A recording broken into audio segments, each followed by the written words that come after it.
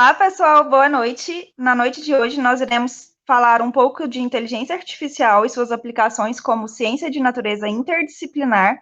E eu convidei para essa roda de conversa 8 ex-alunos do Laboratório de Inteligência Computacional e Robótica, o LICRO, e todos eles fizeram pesquisas, seja de especialização, trabalhos de conclusão de curso ou iniciações científicas no laboratório sob minha orientação. E eu vou falar agora o nome de cada um deles. Pode passar o slide, próximo slide, que vai estar o nome de cada um. Os participantes da mesa redonda, também chamada de roda de conversa, porque vai ser um pouquinho mais informal, né, pessoal? Então, eu não queria que fosse nada tão formal também com ex-alunos e atuais alunos do LICRO.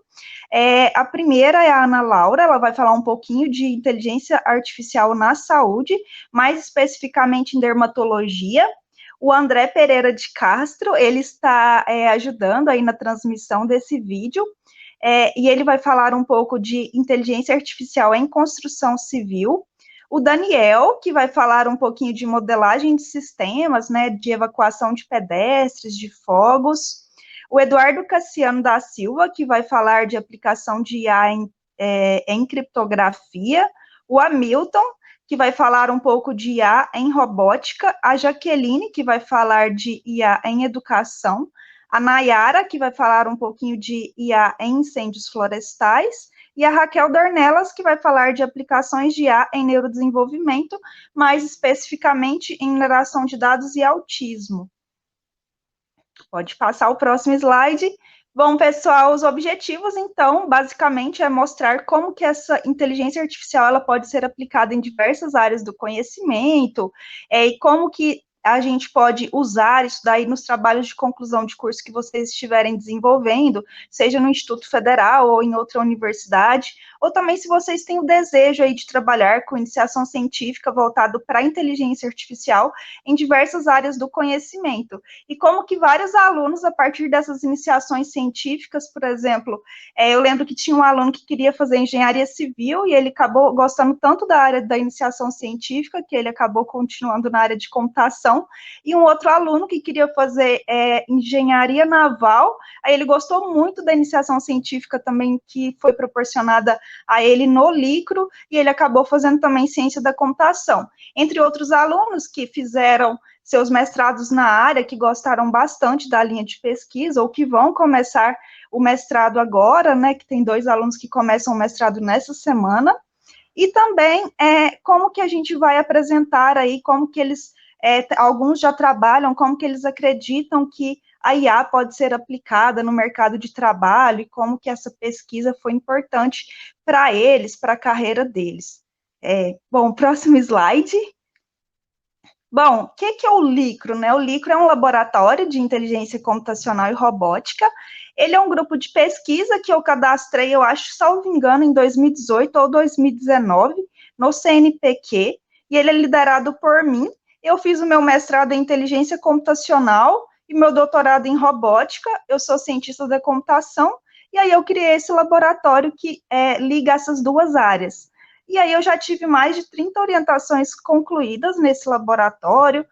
Tem um projeto de extensão que agora a gente vai ter vários alunos concluintes, talvez uns 200 alunos concluintes, mas a gente já teve alunos de iniciação científica, de monitoria, de especialização, de trabalho de conclusão de curso, entre outros. E esse laboratório, na verdade, esse grupo de pesquisa, ele fica localizado no IFTM Campus Patrocínio, que tem uma foto aí do lado. Então, esse daí é onde os alunos desenvolveram todas essas pesquisas, nessa fotinha aí, nessa fotinho que está aí do lado. Pode passar o próximo slide. Bom, o primeiro aluno foi o André. Ele foi um aluno de iniciação científica, ele fez o técnico em informática lá no Instituto Federal. Ele continuou seus estudos na área de licenciatura em computação. Eu não vou ler, mas o André, assim, não vou ler descrição do que era cada projeto de pesquisa, para não ficar cansativo, mas está aí na tela. O André, atualmente, ele é servidor público do Instituto Federal do Triângulo Mineiro, e ele fez uma publicação muito bacana na época, em 2013, num workshop nacional de computação aplicada ao meio ambiente, o WCAMA, e a publicação foi em Maceió, foi um trabalho que eu fui lá, apresentei, e o pessoal gostou bastante. Bom, o próximo aluno é o Eduardo. O Eduardo, ele foi aluno de graduação no Instituto Federal do Triângulo Mineiro. Ele fez especialização também sob minha orientação e ele trabalhou com a área de criptografia para imagens coloridas usando autômatos celulares, e ele teve uma publicação numa revista, a RITA, a Revista de Informática Teórica e Aplicada, no ano de 2016. O legal é que a publicação dele veio uma semana antes da minha qualificação de doutorado, e eu fiquei super feliz com o resultado da notícia dessa publicação, me deixou muito motivada na minha apresentação de qualificação. Então, o aluno Eduardo, ele foi, tipo, muito bom, excelente, e para o próximo aluno, que eu não sei se é aluno ou aluna, vamos ver, o Daniel Dandan, só um lembrete, o Eduardo, ele fez mestrado em inteligência artificial, porque ele gostou bastante da área.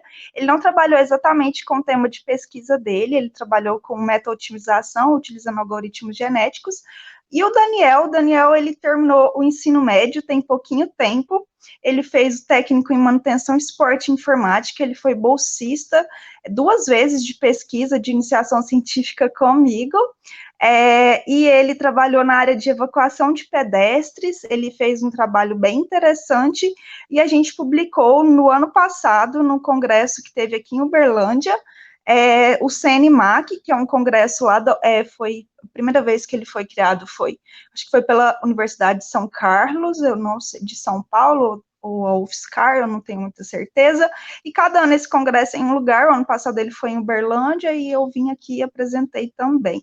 Foi muito legal o trabalho do Daniel, eu espero continuar publicando, porque ele tem alguns resultados. Hoje mesmo eu estava montando a apresentação, fui ver que ainda tem alguns resultados do Daniel que não foram publicados, então eu vou tentar publicar, dá muito trabalho, mas eu vou tentar.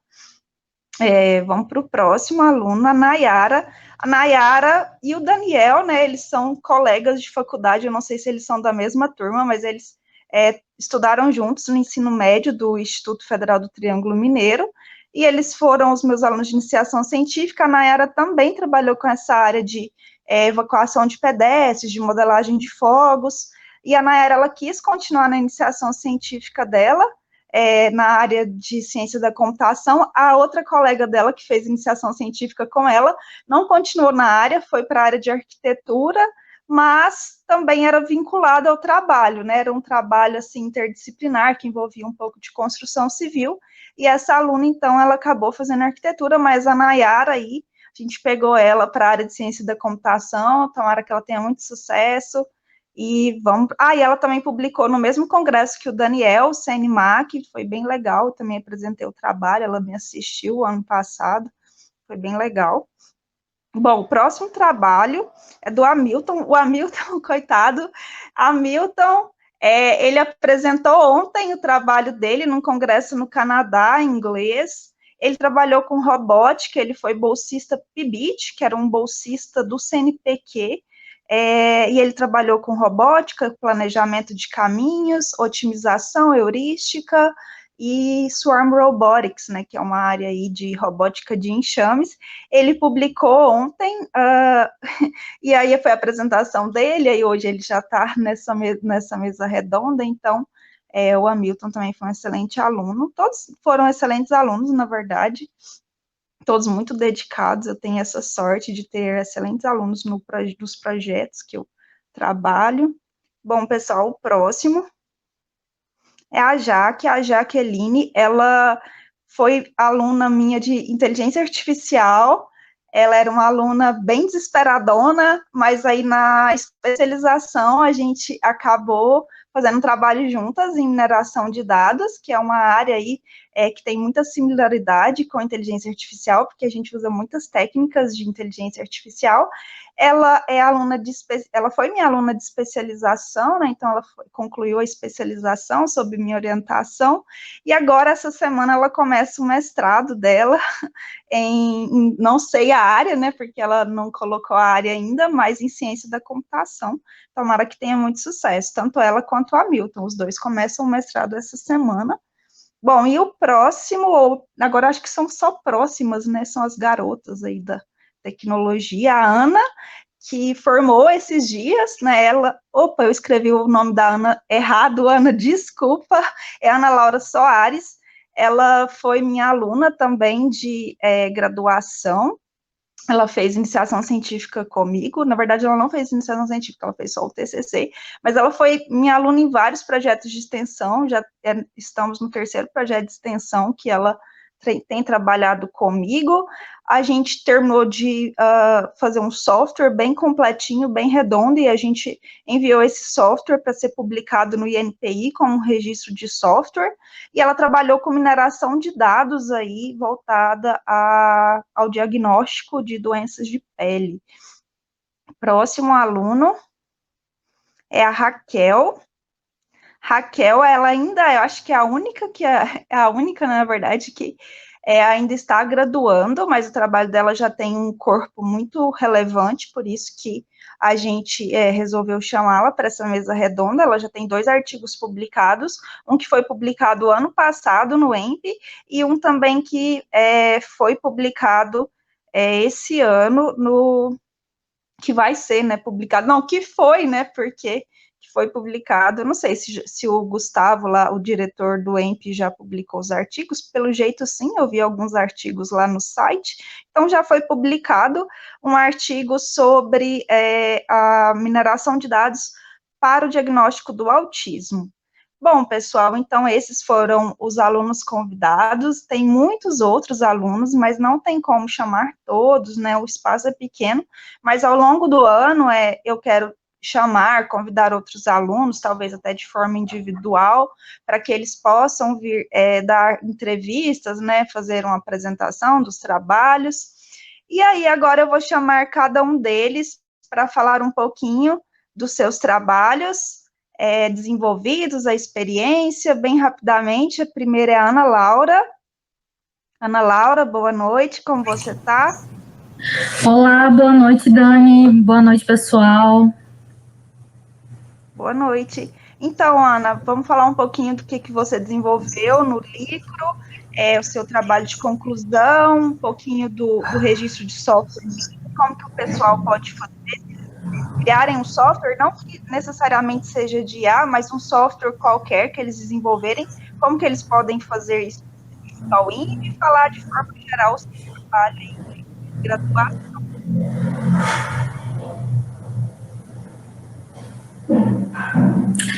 Então, pessoal, meu nome é Ana e hoje eu vou falar um pouquinho sobre o meu trabalho de conclusão de curso. O tema do meu trabalho foi diagnóstico de doenças dermatológicas do tipo escamosas, e eu utilizei a mineração de dados para fazer esse diagnóstico. Nesse estudo, a gente utilizou o modelo de árvore de decisão para fazer o diagnóstico. Essa árvore, escolhemos 3 tipos de árvore para fazer esse diagnóstico, porque dentro da base de dados, eles tinham 3 tipos de usuários, que seriam usuários com tipo patológico, histopatológico. O outro usuário seria o clínico, e o último seria a junção desses 2 tipos de usuário, que é o usuário histopatológico e o usuário clínico. Então, foram feitas 3 árvores de decisão, e dentro dessas árvores de decisão, que foram calculadas através da mineração de dados, podemos ter os resultados dos diagnósticos das doenças dermatológicas. Então, foi feita essa mineração de dados e trouxe essas 3 árvores de decisão, e através dessas 3 árvores de decisão, a gente pode desenvolver o software utilizando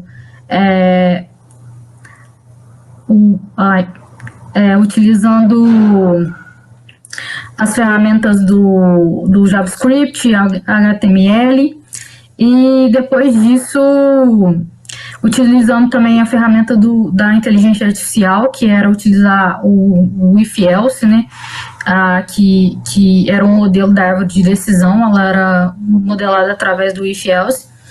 E assim a gente desenvolveu o aplicativo mobile, e agora a gente está publicando ele pelo INPE, né?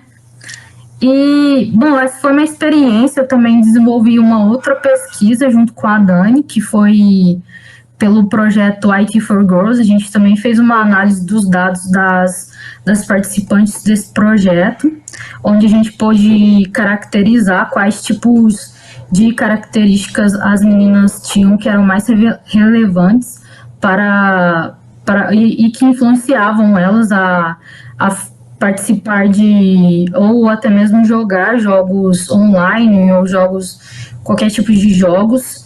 Então, foi um resultado bem positivo, tanto nesse último projeto como o projeto sobre a identificação de doenças dermatológicas que a gente fez também.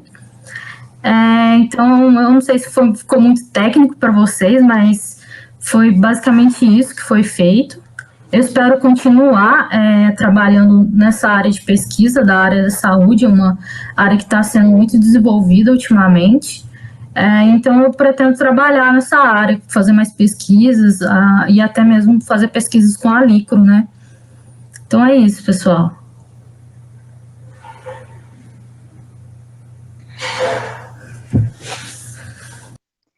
Aguarda aí, Ana, você não acabou de falar, não. Depois vai ter uma próxima rodada, tá? Mas agora eu vou chamar o próximo aluno para falar um pouquinho. André. Olá, André. O André é meu colega hoje de trabalho, né? Ele foi de uma das primeiras turmas do curso técnico em informática. Depois esse curso fechou e agora o curso está aberto novamente no Instituto.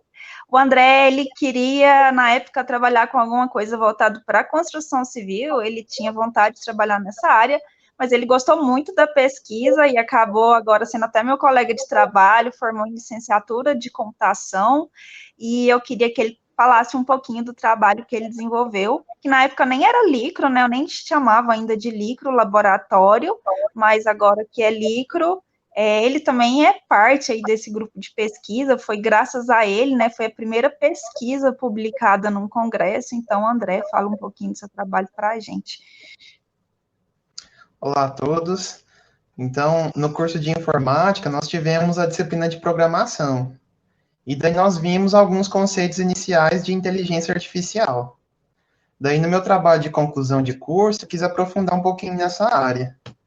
E a investigação foi como usar autômatos celulares, como que eles poderiam ser usados para simulação de estruturas da construção civil e de modo que pudessem determinar técnicas de segurança predial. Então, usar o computador para simular a planta de uma casa ou de um prédio poderia ajudar no planejamento dessas estruturas. E também seria possível ver como que elas se comportariam seguindo normas de segurança ou não. Isso para testar a confiabilidade, né, de uma construção onde existem muitas pessoas, onde existem aglomerações, no caso de situações de conflitos, de desastres, como incêndios, inundações ou até mesmo terrorismo. Então, a motivação de usar o modelo computacional, né, de autômatos celulares, é que a gente poderia fazer adaptações na estrutura, adicionando pessoas, adicionando barreiras físicas, que poderiam ali impedir a passagem dos pedestres, ou como que a planta de uma estrutura, ela se comportaria se a gente eliminasse uma saída de emergência ou alterasse a largura das portas. Então, na pesquisa do TCC, foi usado um modelo de autômatos celulares adaptado do pesquisador Varas. E daí nós simulamos, na época, uma parte do campus Patrocínio que tinha sido construída recentemente. Eram as 4 últimas salas do bloco 1. E também lá tinha 2 banheiros e a antiga sala onde ficava a biblioteca. Então, foi usado um autômato celular bidimensional para a construção da planta, para a representação dela, onde as portas eram representadas pelo número 1 e quanto mais longe da porta, maior era o valor que o piso assumia. E o maior valor possível era empregado para as paredes e para as barreiras por onde os pedestres não poderiam passar. E o objetivo era que os pedestres, numa situação emergencial, eles pudessem procurar ao longo do tempo as localizações de saída nessa estrutura representada. Então foi muito legal, né, os experimentos que nós fizemos. Nós deixamos o código rodando várias vezes, depois colhemos os resultados e então compilamos, apresentando na pesquisa. Então foi de muito proveito, né, aprender um pouquinho mais sobre como usar a inteligência artificial para fazer essas simulações. E foi muito legal, né, ver a representação virtual da estrutura do prédio e também ver como que ela se modificava ao longo das interações. Então, eu gostei muito de fazer parte dessa pesquisa. Obrigada, André. Foi realmente muito legal mesmo. Deu uma perspectiva boa. Na verdade, agora que eu lembrei, a gente publicou 2 artigos. Um foi mais relevante, um pouquinho. Na verdade, a gente publicou vários, né? Mas foram 2 full papers, assim, que a gente fala. Mas eu não vou lembrar de todas as publicações de todos os alunos. Mas agora eu chamo o próximo aluno, que é o Daniel. Olá, Daniel. Boa noite. Boa noite. O Daniel, boa noite. O Daniel também, né, foi meu aluno de iniciação científica, foi 2 anos, né, foram 2 anos de iniciação científica que ele fez.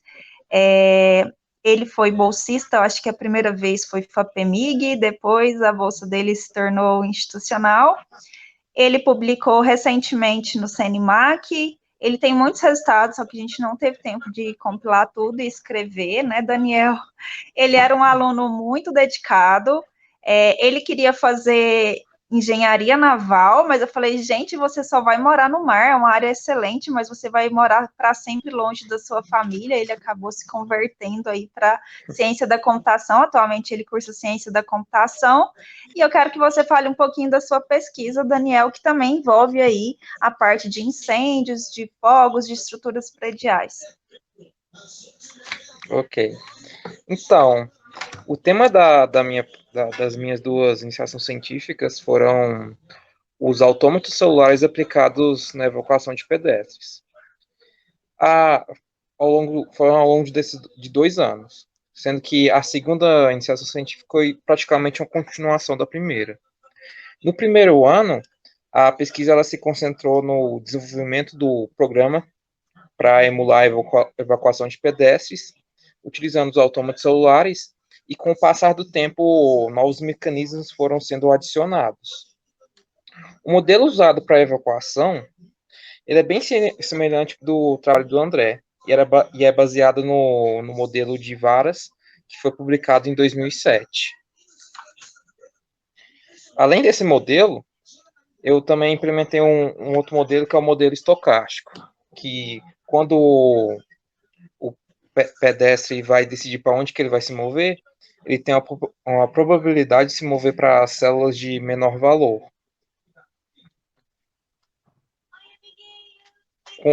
Mais para o fim da segunda iniciação científica, eu comecei a implementar um modelo utilizando a otimização por enxame de partículas, só que, como já estava quase no final do ano, não deu para terminar esse. Depois de ter implementado esses 2 modelos que eu usei, eu fiz os testes e comparei eles. E em seguida eu implementei o fogo em ambos os modelos e também realizei os testes. O fogo, ele inicialmente em cada sala havia 4 focos iniciais, e ao redor do fogo tinha uma probabilidade de 2,5% do fogo se espalhar. Essa probabilidade ela foi analisando os testes e vendo um ponto meio de equilíbrio, onde que o fogo não se espalhasse rápido demais para prender todos os pedestres lá, e nem muito devagar para não causar nenhuma interferência. E é praticamente isso. Obrigada, Daniel. Foi muito boa mesmo a pesquisa, foram 2 anos. O Daniel, ele fazia muitas coisas lá no Instituto, né? Às vezes ele não conseguia equilibrar tudo, mas ele foi excelente. A gente conseguiu publicar um resumo, né? Num congresso bom, assim, é um congresso que agora vai até ter até Qualis, tinha, depois tiraram, agora voltaram, que foi o CNMAC. E é isso, eu espero que ele tenha muito sucesso na carreira. Fiquem aí, pessoal, não é para sair, não. A gente vai voltar com a próxima pergunta. Quem que é o próximo aluno? Dudu, é o Eduardo. Boa noite. Boa noite, Olá, pessoal. Eduardo, boa noite. Tudo bom?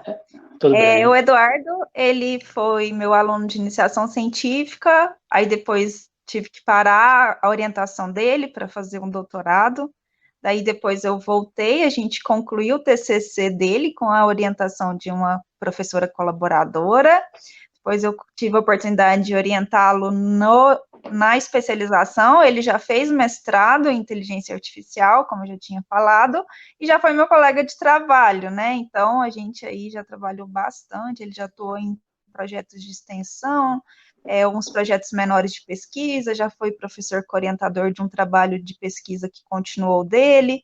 Então, Dudu, fale um pouquinho do seu trabalho, fique à vontade. Ok, obrigado.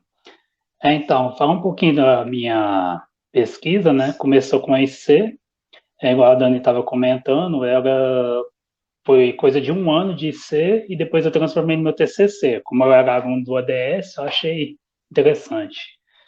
Então, o meu trabalho era utilizar os autônomos celulares para criptografia. Quando você quer proteger um arquivo, você criptografa ele. E, por exemplo, se alguém tiver acesso a esse arquivo criptografado, só se a pessoa tiver acesso à chave de segurança vai conseguir ver o conteúdo do arquivo. Então, tem inúmeros algoritmos de criptografia, alguns melhores, outros piores, alguns mais antigos. E os autônomos celulares eram bastante interessantes de utilizar nessa situação, porque uma das características deles é a evolução e uma evolução caótica, dependendo ali do cenário. Então, aplicar eles, a criptografia era muito interessante, porque quanto mais cifras mais embaralhadas, quanto mais eu camuflar a informação verdadeira, melhor. Aí a nossa IC partiu de um modelo mais antigo, um modelo precursor, e a ideia era melhorar esse modelo, retirando uma característica negativa dele e mantendo a qualidade das cifras. No início da IC, nós começamos a trabalhar com a aplicação da criptografia em imagens preto e branco. Trabalhar com as imagens era bastante legal, porque além de ser um arquivo próprio, né, um arquivo normal para trabalhar com criptografia, ele dava um feedback muito interessante do comportamento das cifras. Então, quando a gente utilizava, por exemplo, vou usar um autônomo celular, mas eu não vou usar uma cifra muito forte, a gente conseguiria ver que a criptografia não estava sendo forte e que seria, por exemplo, fraca contra um ataque de pessoal que faz criptoanalistas, perdão. E já para o TCC, a gente ainda aplicou esse algoritmo melhorado para imagens coloridas também, como sugestão da professora colaboradora. No final, a gente conseguiu um modelo melhor, que enviava menos dados, fazia cifras seguras e com uma quantidade de dados menor do que o modelo que a gente se baseou, e aí a gente conseguiu até publicar esses resultados na revista. Foi bem significativo, foi bem trabalhoso, os experimentos foram complicados, mas deu tudo certo, e eu sou muito grato. Obrigado. Obrigada, Eduardo. Realmente o Eduardo sofreu, né, à distância, fazendo orientação à distância. Foi basicamente uma pré-pandemia, né, que a gente fazia todas as reuniões por Skype. Na época não tinha esse tanto de ferramenta, mas foi muito bom mesmo. Foi igual eu falei, foi um resultado excelente, porque ele veio um dia antes da minha defesa de qualificação e eu fiquei muito feliz. Então, próximo aluno. Obrigada, Eduardo. Continua aí, hein? Boa noite. Olá, Hamilton, boa noite. O Hamilton praticamente ainda é aluno, né, Hamilton? Porque ele formou tem o quê? 2 semanas, mas a gente conversa bastante ainda por causa das publicações. Ontem foi a apresentação dele no Congresso Internacional. E o Hamilton, acho que foi o meu primeiro aluno que continuou o meu trabalho de doutorado, não na mesma linha, mas a gente foi para a área aí de robótica, e eu quero que você fale um pouquinho do seu trabalho que você apresentou ontem, né, da sua iniciação científica, e o trabalho de graduação dele da disciplina de inteligência artificial, a qual eu ministro, virou um artigo em um congresso com Qualis A2, no Canadá, né, a apresentação foi ontem, e foi um trabalho de disciplina, mas depois ele também continuou aí, né, fazendo iniciação científica na área, e a gente espera publicar outros trabalhos. Então, pode falar um pouquinho, Hamilton. Então, o trabalho que eu desenvolvi foi na área de robótica, né? Especificamente no campo de autômatos celulares, e ele envolveu utilizar autômatos celulares dentro de simuladores robóticos. Então, a princípio, eu cheguei a testar mais de um simulador para tentar controlar um grupo de robôs, e aí vendo o robô mais como um hardware, sim, esse hardware é muito bem elaborado, mas ele precisa de algo que controle ele. E aí que entra o software, que é um programa de computador que controla esse robô, né?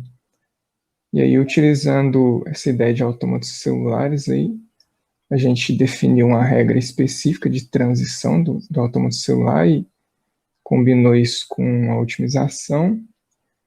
A otimização utilizou a ideia básica de evolução, aplicou darwinismo, né, dando características para esses robôs e testando isso de maneira automatizada. A gente utilizou muito a ideia de biomimética, que é a imitação de processos da natureza, né?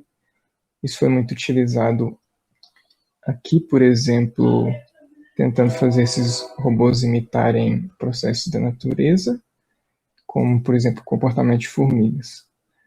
E, no geral, eu acho que o foco principal foi usar isso para desenvolver robôs para vigilância de ambientes, né? Que esses robôs eles teriam, então, que ser programados para vigiar o ambiente, mas também teriam que trocar informação entre eles, e para conseguir vigiar melhor esse ambiente, né?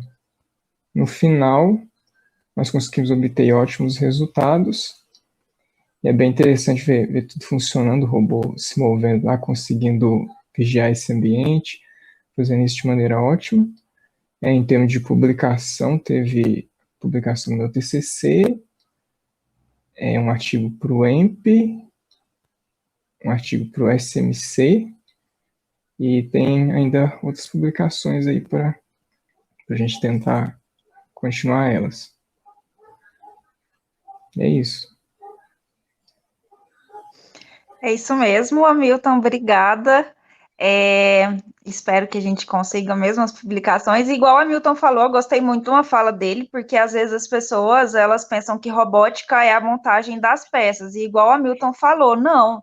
A robótica, a gente usa o computador, né? Nós, cientistas da computação, os analistas de sistemas, o pessoal que é técnico em informática, a gente usa o computador, mas se o computador ele não tivesse nenhum programa, nada, o computador seria apenas o que? Uma máquina de escrever, uma máquina datilográfica.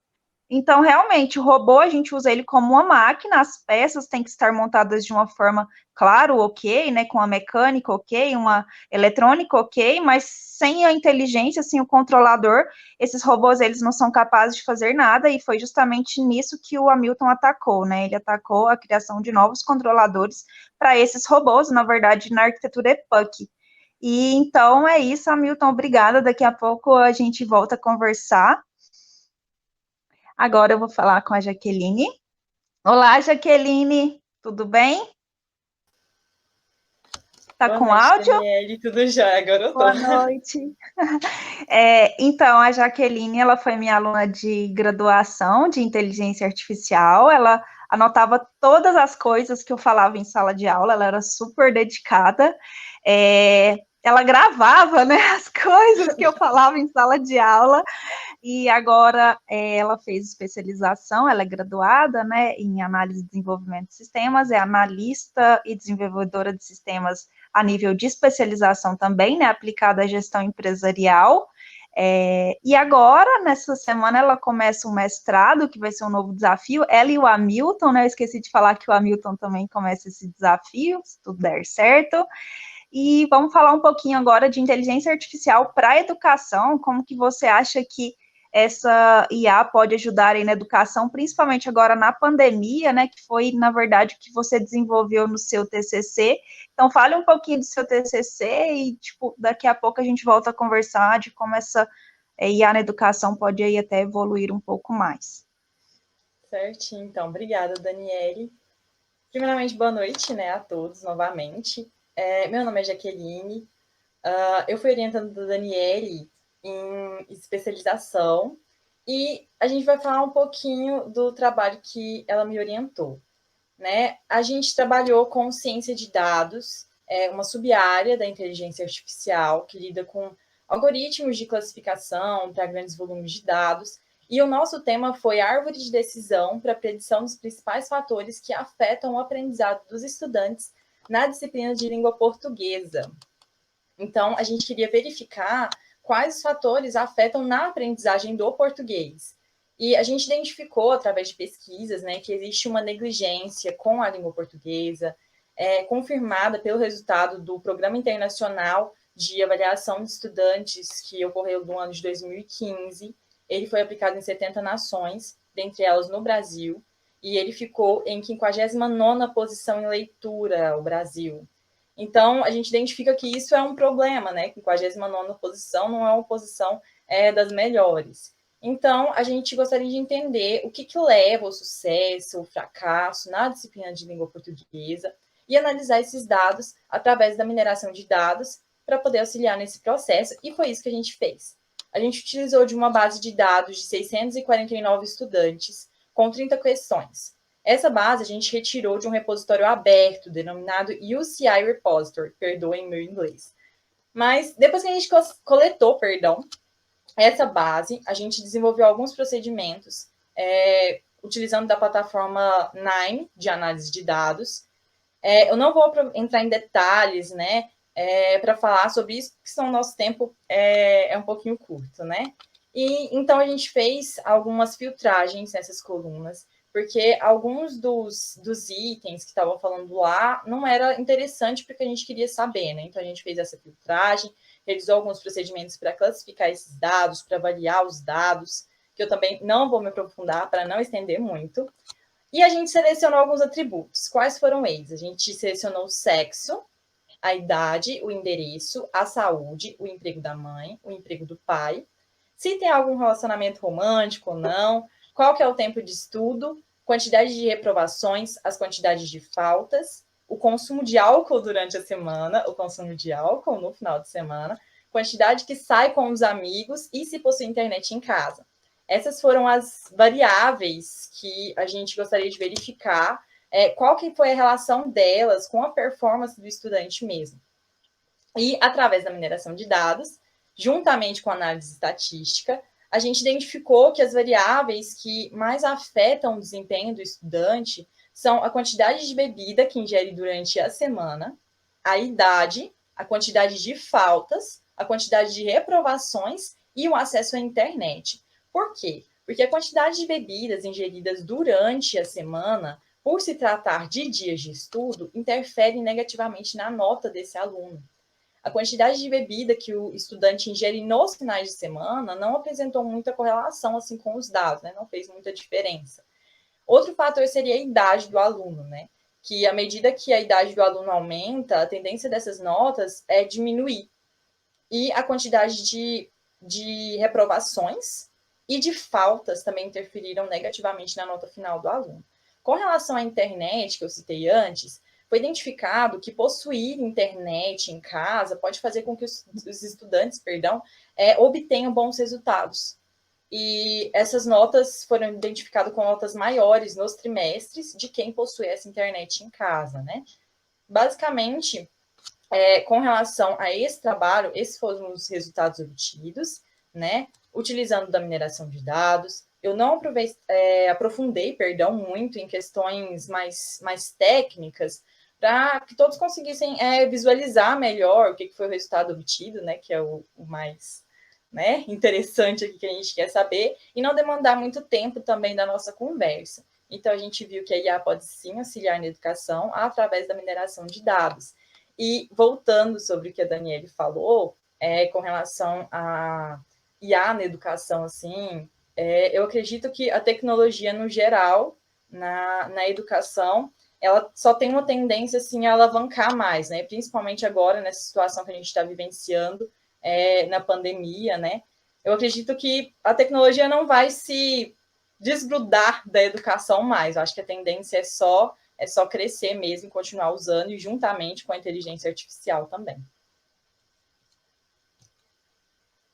Obrigada, Jaqueline, é isso mesmo, né? A gente nunca tinha usado tanto tecnologia em educação, as pessoas tinham medo, mas agora a gente foi obrigado, né? E aí, a partir disso, eu acho que realmente vai sempre, as duas áreas sempre estarão unidas, né? E já era uma tendência mesmo, né? O ensino EAD e agora o ensino remoto, então a gente tem que aproveitar isso para o ensino híbrido, né? Que é usar usar a tecnologia na sala de aula, mas também levar um pouco dessa tecnologia para casa e fazer um ensino bem híbrido. Obrigada pelos esclarecimentos, foi muito boa a apresentação. E agora, a Nayara. Oi, Dani. Joia? Olá, Nayara. Nayara é uma aluna muito querida, a gente conversa bastante até hoje, apesar que ela já se formou já tem um tempinho no 2 técnico em anos. informática. A gente conversa, bate papo, troca ideia, a gente troca ideia de estágio, de muita coisa. Atualmente ela é aluna de ciência da computação, mas ela fez o técnico em manutenção, esporte e informática. Ela foi minha aluna apenas de iniciação científica, acho que eu não cheguei a dar aula para a turma dela, né, Nayara? Eu não dei aula para sua turma, mas foi muito bem indicada pelo Eduardo. O Eduardo tinha sido professor dela, né? O Eduardo que acabou de apresentar. Ele falou que ela era uma ótima aluna e a gente fez um trabalho em parceria com outra colega dela na área de fogos também e de evacuação de pedestres. E aí, Nayara, eu quero que você conte um pouquinho da experiência da IC, da Bolsa, como que isso te ajudou. O trabalho dela também tem a ver com o do André, né, igual eu já tinha falado, e com o do Daniel. O Daniel veio depois das meninas, aí da Nayara e da colega dela, e aí foram 4 trabalhos, né, desenvolvidos nessa temática. Pode falar um pouquinho, Nayara?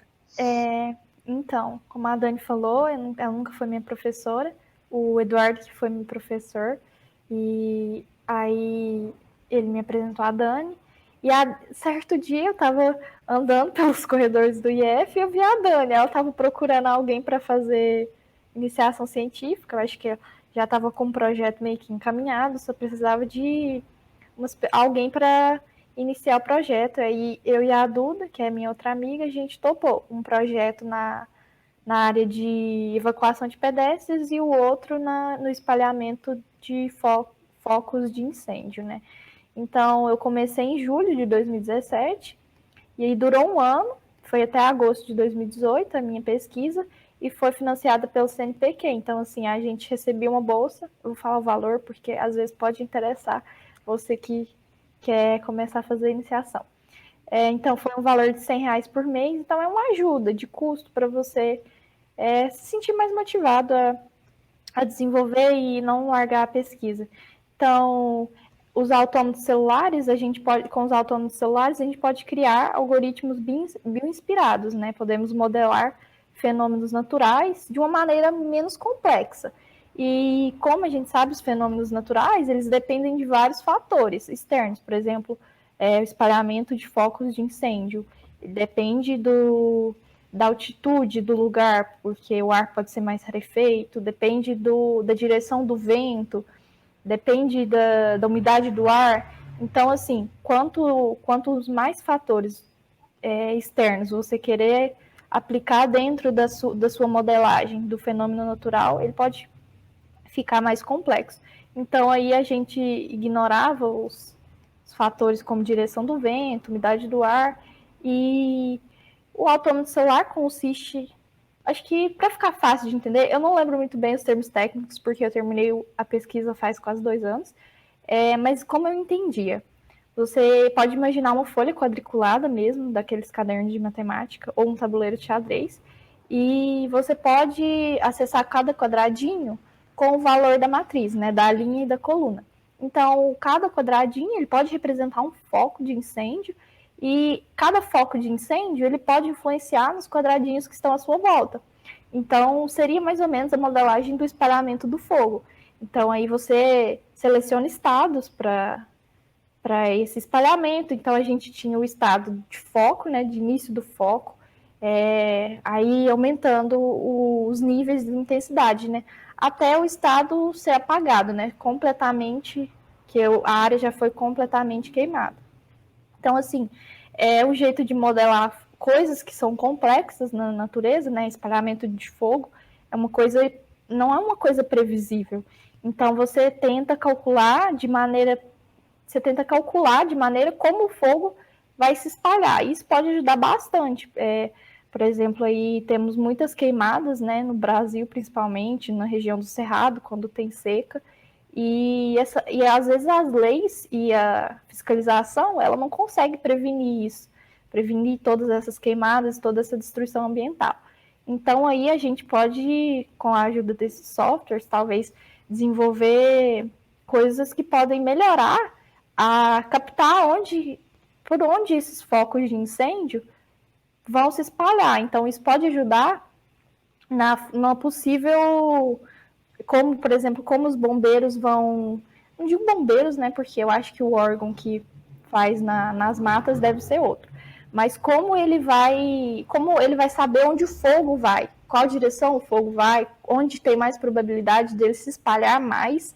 Então, aí podem focar para apagar o fogo de uma maneira mais otimizada. Então, os algoritmos podem ajudar bastante, a modelagem dos fenômenos pode ajudar bastante aí, na realidade, para a gente, por exemplo, resolver o problema das queimadas, né? Ajudar, tentar de alguma forma.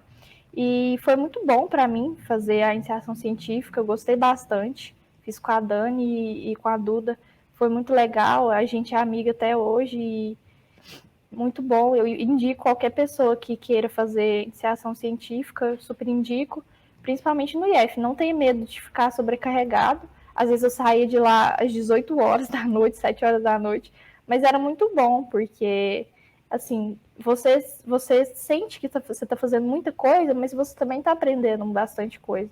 Então, foi por causa da iniciação científica que eu resolvi seguir na área de computação, foi que me deu o meu caminho, e a Dani também me ajudou bastante, e foi que me inspirou a seguir nessa área, e hoje eu estou muito feliz.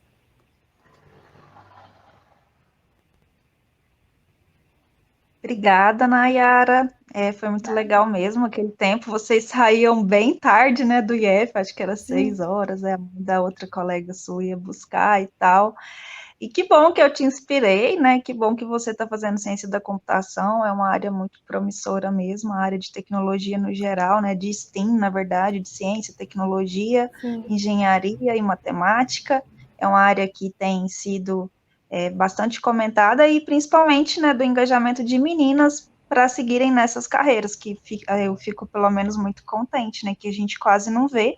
Na minha turma, por exemplo, de ciência da computação, eram 6 meninas, de uma turma de 30 alunos, né? Então, na minha são turmas pequenas mesmo. 3 meninas de 40 alunos, então a gente tem que incentivar bastante quando temos oportunidade. Exatamente. E que bom que você gostou da pesquisa, eu fico feliz, e que bom que você está conseguindo participar, eu fiquei preocupada, eu falei, nossa, chamei a Nayara, estava tão felizona, mas acontece, né, a pandemia maluca aí que a gente está vivenciando. Ainda bem que deu certo.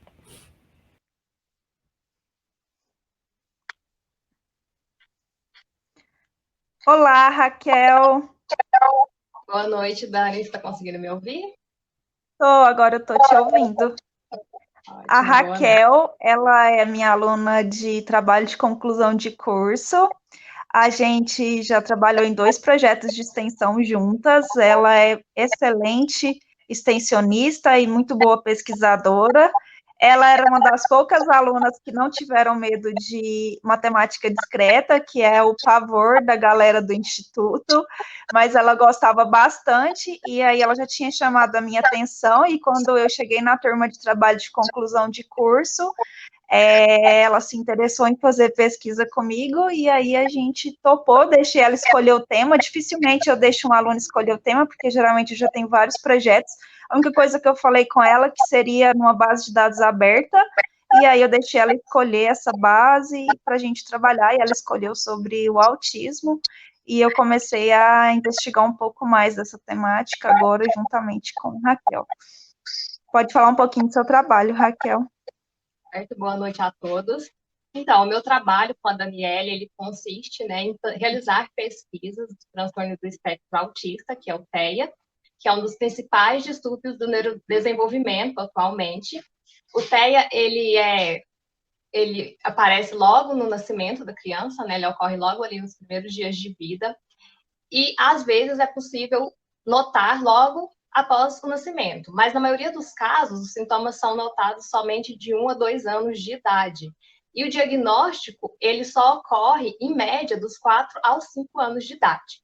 O TEA, o transtorno do espectro autista, ele possui 3 diferentes níveis que estão ligados ao grau de apoio que aquele paciente vai necessitar. Então, ele tem o grau leve, o moderado e o severo. Uma pessoa com grau leve de autismo, ela leva a vida dela normalmente, é difícil perceber esses sintomas e muitos deles, às vezes, só descobrem que tem autismo já na vida adulta.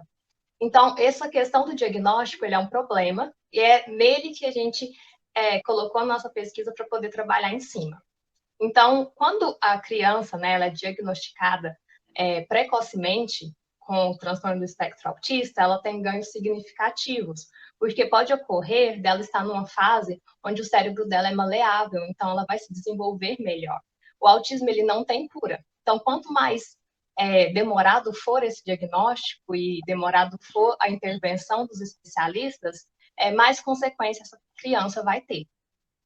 O diagnóstico do autismo, ele não tem um exame conclusivo, ele não tem ali um exame de imagens que mostre que a criança tem ou não autismo, né, a pessoa em si. Então, é feito a partir de análises clínicas. Então, os médicos observam o comportamento, né, daquela criança, o histórico dela todo, né, da pessoa, não só crianças, né, porque tem gente que chega a fazer o diagnóstico mais tardio, e a partir disso ele define se aquela criança ou pessoa mais adulta tem ou não transtorno do espectro autista. Então, como a Dani disse, a gente utilizou uma base pública, contendo mais de 1.000 registros de pessoas que fizeram triagens médicas para descobrir se possuíam ou não TEA. E aí a gente pegou essa base, colocou na ferramenta do Nime e começamos a analisar. A primeira etapa do nosso trabalho, a gente pegou os 10 atributos comportamentais, aqueles que estão ligados ao comportamento da criança, adolescente e adulto. E trabalhamos em cima dela, fizemos toda a filtragem, a mineração de dados e obtemos ótimos resultados. Então, a gente conseguiu, com a árvore de decisão, né, que é um algoritmo de aprendizado supervisionado, prever se a criança, adolescente ou adulto possuía ou não o transtorno. A gente teve 100% de acurácia. Depois, né, agora a gente está trabalhando com os 10 atributos individuais, que seriam mais a questão do sexo, do gênero, né? A questão de onde, qual continente essa pessoa está, porque isso também pode interferir. A genética, tudo isso está em estudo para descobrir as causas do autismo. Então, a gente também minerou os dados dessa segunda base, né? Desse segundo etapa de atributos, desculpas, individuais, para a gente, então, descobrir alguns padrões dentro da mineração de dados e ver quanto de acurácia a gente consegue realizar, né, obter desses dados. Então, a gente está utilizando 8 diferentes algoritmos de aprendizado supervisionado, então é uma análise bem cuidadosa, então vai demorar um tempo mais para a gente poder terminar. A gente conseguiu terminar já de crianças, né, que foi o artigo que a gente escreveu para ser publicado no EMP desse ano, e a gente teve uma acurácia considerável, e agora estamos realizando com as outras bases. Então, nossa intenção é essa, de dar assistência ao médico, né? Porque, de maneira alguma, a gente pode dar um laudo desse, somente o médico pode dar o laudo final sobre a pessoa possuir ou não o autismo, a gente só quer mesmo prestar uma assistência a eles com a descoberta dos padrões através da mineração de dados. E é isso. Obrigada, Raquel. Tomara que a gente tenha muito sucesso aí nessas novas descobertas, né? Que a gente possa publicar os resultados para contribuir com a população médica, né? Com a classe médica, com os neuropedagogos, neuropsicólogos, o pessoal dessa área aí do neurodesenvolvimento, porque é importante, né, a publicação dos resultados dos trabalhos. Às vezes as pessoas acham, nossa, está publicando, está perdendo tempo, mas não, né, o objetivo da pesquisa é perder um tempo naquilo, no sentido de um esforço mental, né, de trabalho mesmo, e depois apresentar esses resultados para a comunidade científica, né, que interessam por esse assunto, né, a comunidade que se interessa por esse assunto. Então a gente tem sim a pretensão de publicar. A gente publicou trabalhos pequenos, mas que já estão sendo aí usados por outros alunos meus da especialização que também se interessaram por trabalhar nessa área. Então sempre é importante essa publicação de trabalhos, né? Senão ficaria só para a gente, não teria, adiantaria muito, né, o esforço que a gente tem dentro da pesquisa. Então, agora, André, acho que todos os alunos falaram.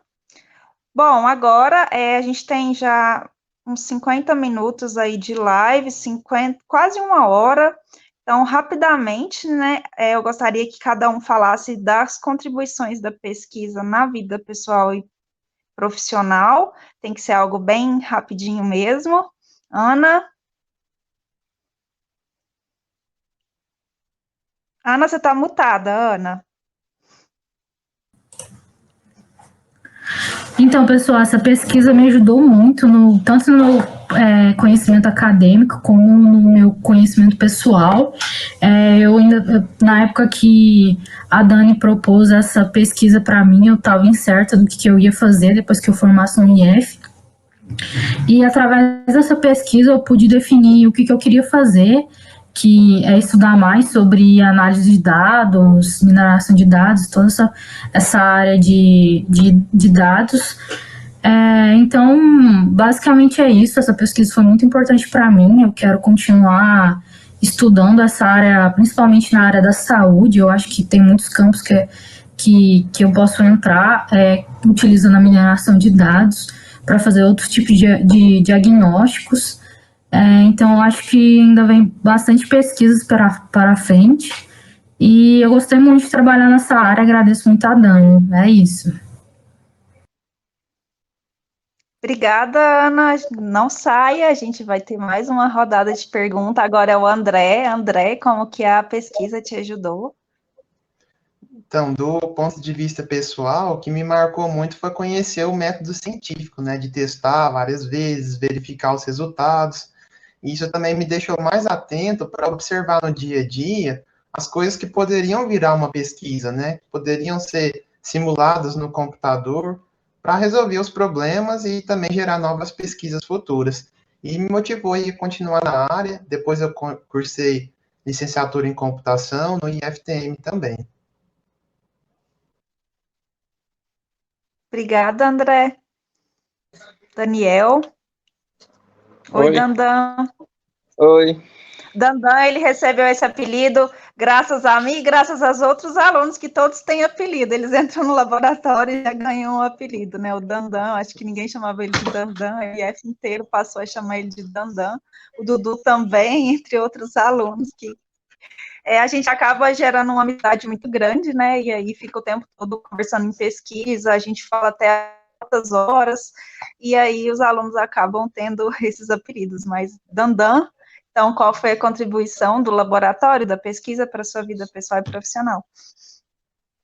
Então, antes de eu começar a iniciação científica, o que eu queria seguir no futuro não era algo certo, era uma incógnita. Eu até pensei em seguir na área de engenharia naval por causa do meu interesse.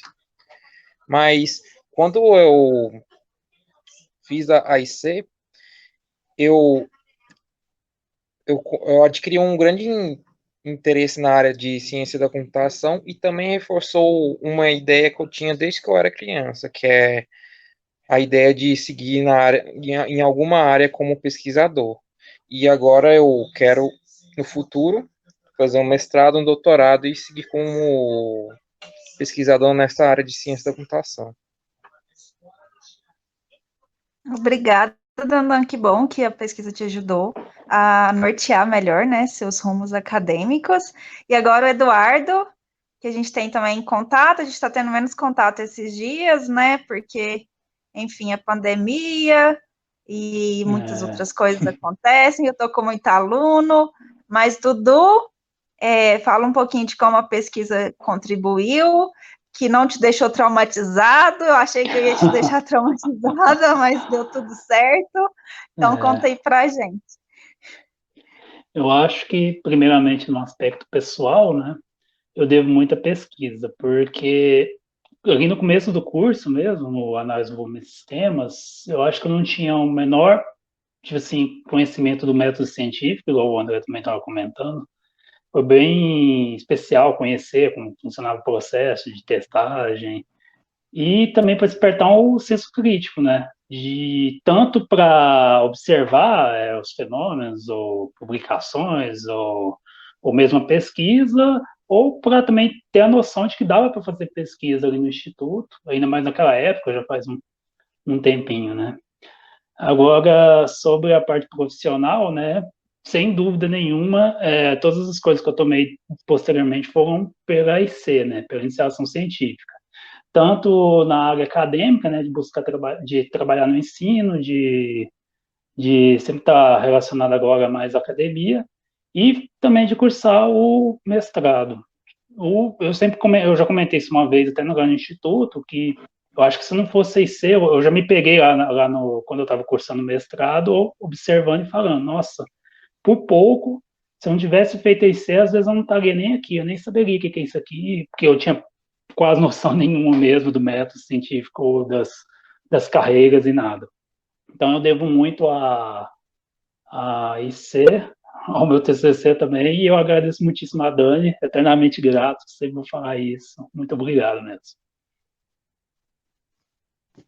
Hashtag gratidão, brincadeira, mas assim, né, é bem difícil, é porque às vezes os alunos, é uma IC e tal, mas na área de exatas, pessoal, assim, não é toda a área, né, mas na área de exatas, assim, tem uma particularidade que tem uma exaustão muito grande na parte dos experimentos, e os alunos, às vezes, eles não conseguem entender que tem um método a ser seguido, né, e esse método científico, ele é cansativo mesmo, não é uma coisa simples, mas que tem que ser feita para mostrar a relevância da pesquisa, né, você não pode falar assim, eu acho que é melhor, tá, mas você acha, eu também acho um monte de coisa, mas prova, e o artigo, ele vem para isso, né, para provar que a sua pesquisa, ela passou por um critério sério, sistemático, de uma revisão também sistemática da literatura, de uma metodologia sistemática na avaliação dos experimentos, para que fosse publicado e tudo desse certo. Então, é isso, eu fico feliz que você tenha seguido na área, Dudu. O Hamilton vai falar um pouquinho também da contribuição da pesquisa na vida dele, pessoal e profissional. O Hamilton também formou recentemente, né, deve ter 2 semanas, e agora as perspectivas dele de ser um pesquisador, que eu sei que ele tem objetivos aí muito definidos para a vida profissional dele, né? O pessoal, ele vai falar agora para a gente. Então, eu acho que você abre muita oportunidade, para mim, no caso, abriu oportunidade para o mestrado, e também ampliou minhas possibilidades no mercado, né, que por ter feito uma publicação em uma sociedade internacional de engenharia também, e na parte prática também, que é muito importante para o setor corporativo, porque a experiência conta muito ter não apenas entendido, mas também ter feito, né? Você ter convicção que não só sabe algo, mas também conseguiu aplicar o método científico aí na prática. Eu acho que é essa parte mais importante. Obrigada, Hamilton. É isso mesmo, né? O Hamilton, nossa, eu acho que de questão de experimentos também ele começou bem antes, né? Acho que ele fez uns 2 anos de pesquisa, 1 ano sem bolsa, 1 ano com bolsa. Agora, com a apresentação dele no SIM, a gente pega o certificado. Mas é isso, né? Foi muito boa a pesquisa, a gente fez muito experimento, foi bem cansativo, mas vale a pena no final, né, Hamilton? A gente tentou ir várias vezes publicação em congressos com qualis até menores, e aí veio uma publicação num qualis A2, que é excelente para o currículo de qualquer pesquisador. Parabéns pela apresentação ontem e obrigada pela participação. Não vão embora, que ainda tem mais uma perguntinha da roda de conversas. Já que agora é sua vez de falar um pouco da pesquisa, né, dos caminhos aí que você foi acabando trilhando, eu fui tentando te convencer de algumas coisas, e agora só falta a escolha aí, né, da carreira do mestrado, que você ainda não decidiu, mas pode já falar da especialização que vocês entraram aí, os 3 alunos saíram da graduação e já entraram direto na especialização do IFTM, os 3 foram meus orientandos, né, a Jaqueline também foi me orientando, e aí fala um pouquinho de como que isso aí foi melhorando, né, que você também não fez pesquisa só comigo, mas no finalzinho aí acabou sendo comigo, e fala então como que foi a experiência para você. Então, eu acho assim, a pesquisa e esse trabalho, né, principalmente da especialização, contribuiu muito para mim. Porque, como a Dani citou lá no início da live, eu era surtadinha na faculdade, né? Eu tinha um medo muito, muito grande de inteligência artificial, principalmente, da disciplina mesmo em si. Mesmo que eu tivesse interesse por algumas coisas, eu achava meio complicadinho de entender, eu tinha medo mesmo. No final ficou tudo tranquilo, graças a Deus. Mas eu tinha um bloqueio, assim mesmo, com a inteligência artificial. E o trabalho da pós, ele me ajudou a tirar um pouquinho desse medo, né? Por mais que eu já tinha trabalhado com algoritmo de inteligência artificial na disciplina, já tinha feito também no TCC da graduação, o trabalho da pós fez eu ter um pouquinho mais de agrado, assim, porque eu interessei um pouquinho mais nessa parte de mineração de dados. E como a Daniela citou, eu fiz outras pesquisas também, na graduação tive oportunidade, participei de projeto de extensão como bolsista, que eu também gostei bastante. Com relação à pesquisa, eu trabalhei em pesquisas fora da área, assim, né? A computação, eu trabalhei com pesquisas na área de ambiental, então eu li muita lei ambiental, aprendi coisas de outra área que eu achei muito bom também para mim, porque agora eu tenho um pouquinho ali de conhecimento numa área um pouquinho diferente da minha. E trabalhei também com processamento de imagens e outra iniciação científica, né? E também, eu acho que a pesquisa, assim, no geral, ela traz para a gente um conhecimento muito grande, tanto para o desenvolvimento da escrita, né? Como o Eduardo também citou antes, as normas, né? Toda a metodologia que você tem que seguir, você já fica meio que mais habituado, né? E tudo é com a prática, né? Quanto mais você escreve, melhor você aprende, quanto mais você lê, mais você aprende também. Então, eu acho assim, sempre que alguém tiver a oportunidade de fazer pesquisa, teria, né, que fazer pesquisa, porque eu acho que contribui muito, tanto profissionalmente quanto pessoalmente também, no desenvolvimento da gente mesmo, assim. E também sou muito grata a Daniele, porque está quebrando algumas barreiras aí para mim. Como ela disse, ela me empurrou para algumas coisas, né? Ficou ali me cutucando no TCC para pegar algo de IA, e eu temando com ela, falando, não, Daniele, eu não quero IA, eu não quero IA, eu não quero IA, e no final das contas, o projeto da especialização orientou eu e outra colega minha, e foi na área de IA também, e agora o TCC também foi na área de IA, então tô quebrando algumas barreiras aí, agora no mestrado eu não sei, né? Vamos ver o que vai ser a área. Nós tem que continuar seguindo, né? Se você tem um sonho aí, tem que ir persistindo para alcançar os seus objetivos. Não é fácil, demora muitos anos para formar um cientista pesquisador, né? São 10 anos contando com a graduação, especialização, mestrado, doutorado, mas eu acho que é o ápice aí da carreira, né? Para pesquisa, porque você aprende muito, né? São 10 anos aí vivenciando a pesquisa e o método científico, para chegar a um bom profissional, um bom pesquisador. Com certeza. E agora, tem mais alguém? A Nayara. A Nayara e a Raquel, na verdade, né? Nayara, você já falou um pouquinho da contribuição da pesquisa, mas aí só para reforçar. Então, eu tinha muito receio, às vezes, de programar. Tinha medo mesmo de programação quando eu entrei no IF. Porque era uma coisa muito nova e eu não tinha experiência. Mas quando eu comecei a fazer a pesquisa, eu entendi que, às vezes, você aprender a base de alguma coisa, né?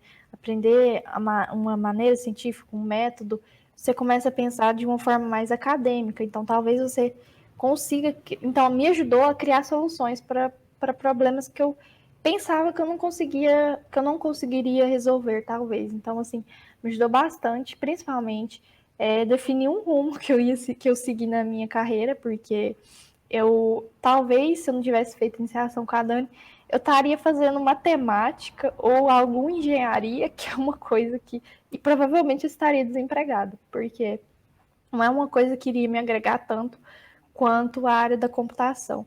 Então, assim, eu aprendi bastante, aprendi a pensar de uma maneira acadêmica, que nem o André falou, e isso ajuda muito, principalmente na graduação, né? Na pós, provavelmente deve ajudar também.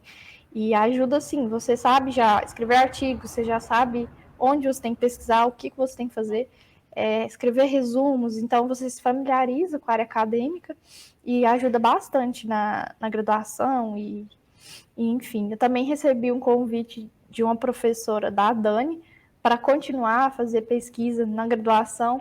Então, assim, você fazendo seus trabalhos, tem uma grande chance de você continuar nessa área, se você gostar. Então, é bem legal, me ajudou bastante e eu agradeço demais por ter entrado nisso. É legal, né, porque você falou aí, porque você já é estagiária na graduação, né, e realmente na área de computação abre muitas portas aí para o estágio, né, assim, às vezes os alunos de outras áreas, eles esperam formar para depois conseguir o emprego, mas na computação, por causa da grande necessidade que o mercado está superaquecido, né, principalmente por causa da pandemia, então, por exemplo, todas essas empresas aí, por exemplo, a StreamYard, né, que a gente está usando para fazer essa transmissão, própria Google, né, todas tiveram que aumentar aí a capacidade dos seus serviços, e aí com essa pandemia, então, agora que está contratando pessoas demais mesmo, e de forma remota, né, ninguém precisa sair de casa para desempenhar um papel na área de computação, que eu acho uma vantagem de trabalhar de casa, eu acho que a gente acaba sendo bem mais produtivo, né, no ambiente de trabalho é legal, as interações são bem legais, só que às vezes, né, tem a pausa do cafezinho, às vezes dá uma parada, assim, no raciocínio, quebra um pouquinho o raciocínio, né? Mas é legal, e que bom que você está gostando aí da área e que você seja uma ótima cientista da computação. Obrigada.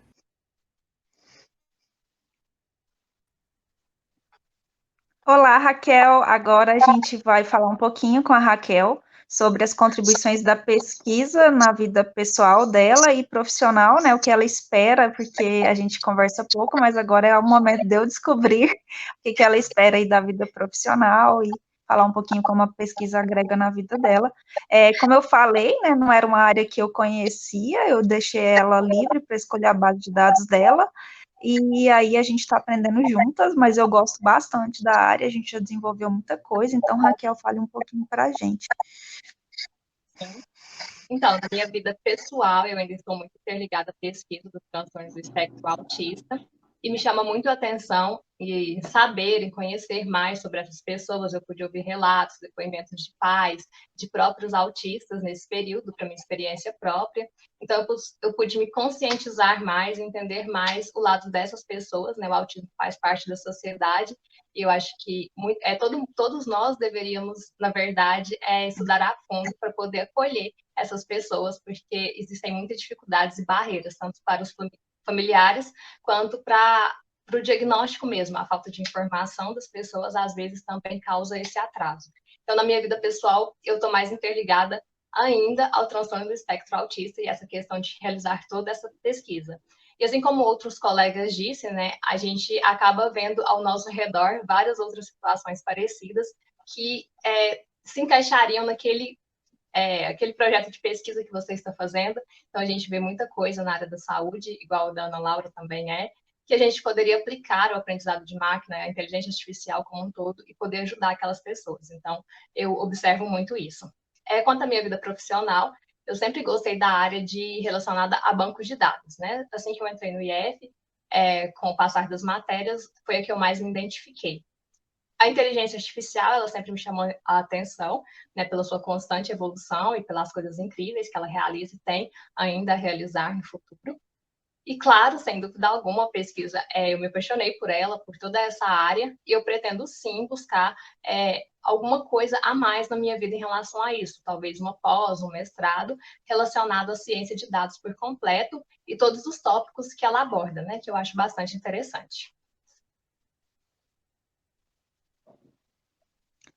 Obrigada, Raquel, é isso mesmo, eu também estou gostando bastante de pesquisar com você sobre essa base de dados, né, que é uma base de dados nova, eu realmente nunca tinha visto, e obrigada aí por me apresentar esse tema de pesquisa, já trouxe até novas oportunidades, tem um aluno agora da especialização que começou a trabalhar não na base, mas ele está trabalhando também com pesquisas de educação voltadas ao autismo, né, ao TEA, e é isso, obrigada aí por fazer parte, por ter me escolhido como sua orientadora. E agora eu vou voltar na roda, agora tem que ser mais rápido ainda, eu acho que já está pluft, mesmo para acabar, já está perto de acabar, então vamos agilizar. Como que vocês acreditam que a IA pode evoluir dentro da pesquisa de vocês? Só dar uma noção geral mesmo, coisa de 5 palavras-chave aí. Então, dentro da minha pesquisa, eu pesquisei outros trabalhos relacionados a gente trabalhou com um sistema especialista, né, Dani?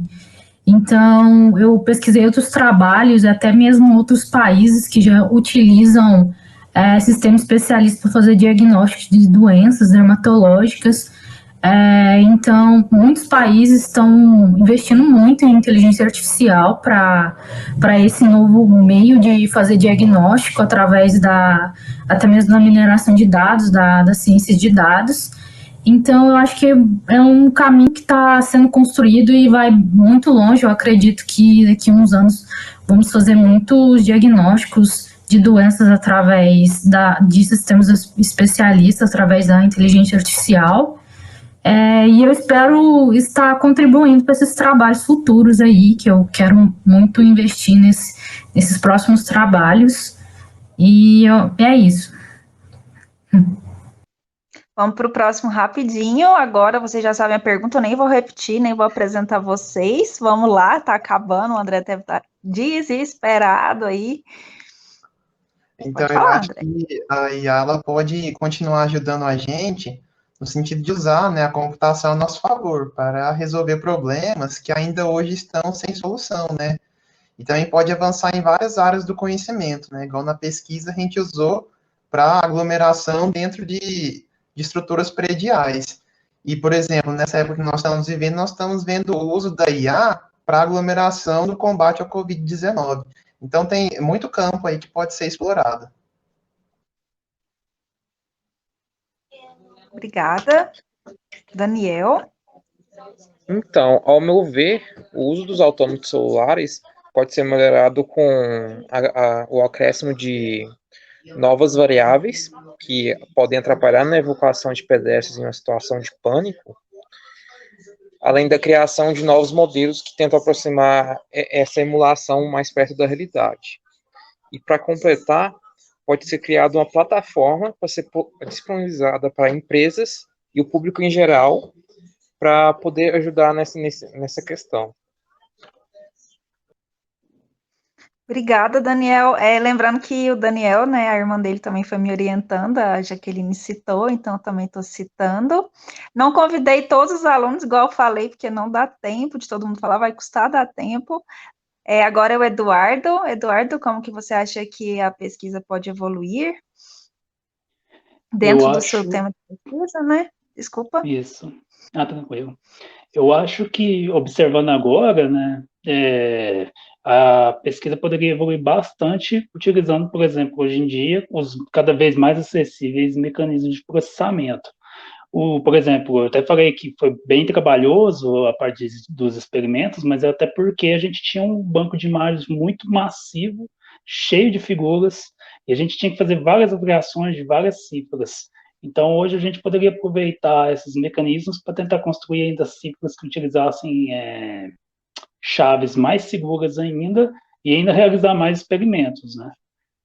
Aproveitando tanto, por exemplo, hoje é possível aproveitar converter placa de vídeo em núcleo de processamento, ou até utilizar computação nas nuvens. Tudo isso para utilizar aqueles GPU, né? testes e acelerar as coisas, né? Porque uma semana é complicado. É verdade. Mas as GPUs a gente começou a investigar, não deu muito certo, mas a gente acredita e tem outras pessoas investigando na UFO, né, em outras universidades, e tomara que o modelo seja realmente paralelizado. É isso aí. Isso.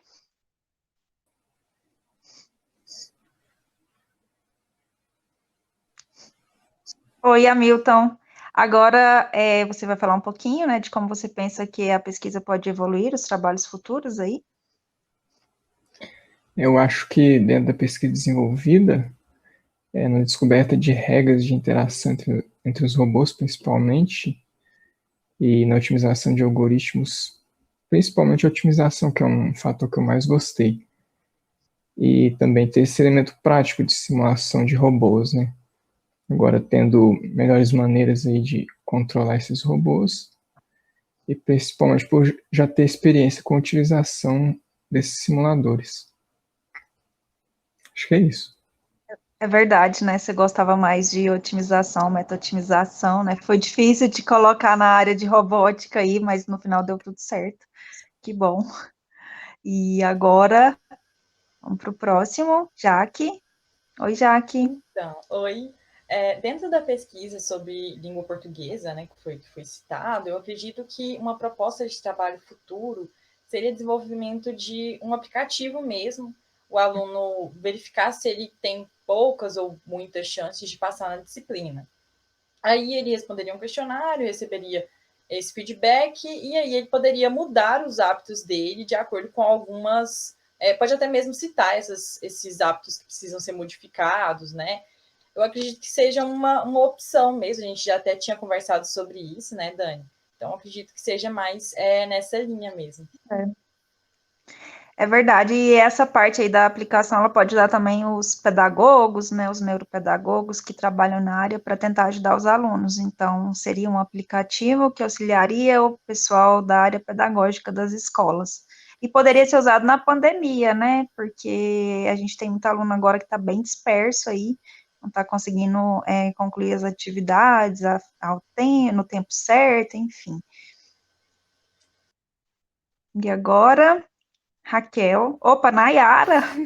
Eu tô confundindo a ordem de vocês duas. Ah, não. Então, Pronto, Nayara, pode falar. Eu acho que podem ser modeladas formas mais precisas, né, de realizar, de modelar o espalhamento do fogo, e isso pode realizar uma análise mais estratégica das queimadas e dos focos de incêndio, e isso pode ajudar a combater, né, e prevenir, de fato, a destruição do solo, que eu acho que o mais importante seria realmente prevenir esses focos de se espalharem mais do que modelar o caminho, né? Então pode ajudar aí a traçar uma estratégia melhor de, por exemplo, apagar os focos e diminuir as queimadas. É isso mesmo. O primeiro trabalho, ele foi desenvolvido por mim e pelo Henrique, né, um outro aluno do Instituto, que fez técnica em informática e fez ciência da computação também na UFO. E agora esse trabalho está sendo usado como inspiração para o pessoal da UF e também de outros departamentos, né, não só da Facom, mas da UF, para trabalharem no...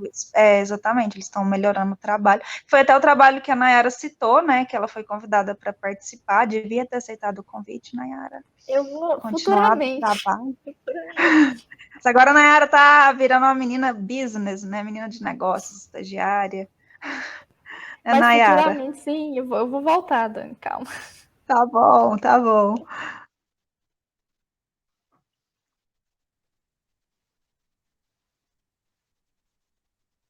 Agora, Raquel, já me ouve? Como você acredita que a IA pode evoluir? Na verdade, você tem que evoluir até o máximo que você conseguir, né? Porque a gente não terminou o TCC. Então, vai ser trabalhos futuros para você mesma fazer. Cuidado com o que você vai falar. Certo. Quanto aos trabalhos que estão sendo realizados por mim e pela Daniele, né, o futuro é continuar, como eu disse, testando algoritmos de aprendizado supervisionado dentro dessa base, com os atributos que a gente tem, tanto comportamental quanto os atributos individuais, para a gente poder tentar encontrar padrões e conseguir atingir, então, a melhor acurácia, né, como resultado. E a gente também cogitou, né, a realização de um aplicativo. A gente está mais focado na pesquisa por enquanto, mas não deixa de ser um trabalho que pode ser realizado futuramente, que ajudaria não somente os médicos, então outras pessoas teriam acesso a ele para fazer o teste, né?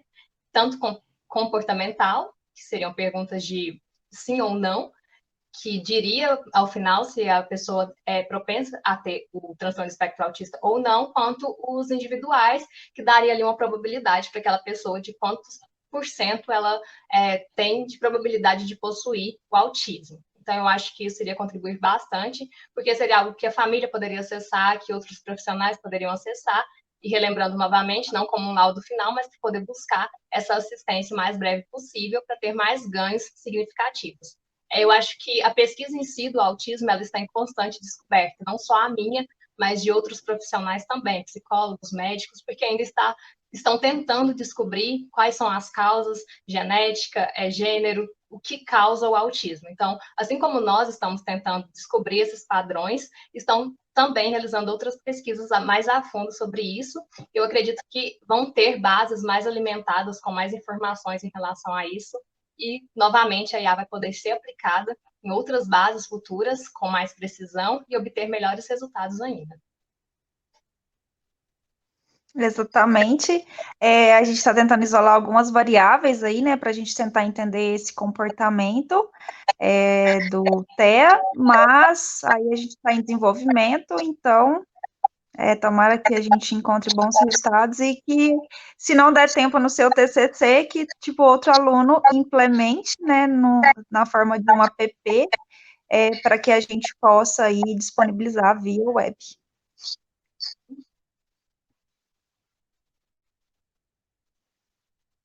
Então, pessoal, muito obrigada pela participação de todos os alunos. Todos os alunos aqui, André, por favor, a carinha de cada um aparecendo.